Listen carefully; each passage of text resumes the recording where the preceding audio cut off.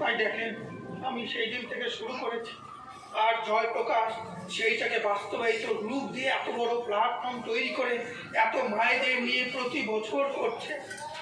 তাই আমি প্রত্যেকের কাছে অনুরোধ করছি, শুধু আপনারা সেই দুর্গা মায়ের মতো কঠোর মুখ বন্ধ করে, হাত পা বন্ধ করে চুপচাপ বসে থেকে সেই জড় পদার্থের মতো মা না হয়ে বাস্তবমুখী আপনারাও প্রকৃত মা নিজেকে গর্বিত করে তুলুন।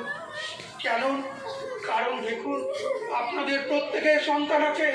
শুধু জয়প্রকাশ আমার একটা সন্তান নয়, এই জয়প্রকাশের মতো লক্ষ লক্ষ সন্তান ভারতবর্ষে যখন জীবিত হবে, তখন সুপ্রকৃত মায়েরা তাদের নারীদের নারীত্বর অধিকার ফিরে পাবে।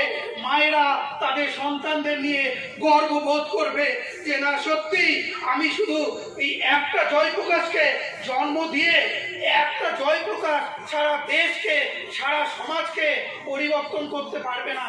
আমাদের প্রত্যেককে এইরকম জয়প্রকাশের মতো চিন্তাধারা, জয়প্রকাশের মতো ভালো মনের মানুষ তৈরি করতে হবে। তাই আপনাদের কাছে আমার অনুরোধ, এর পরবর্তীতে যখন আপনারা আসবেন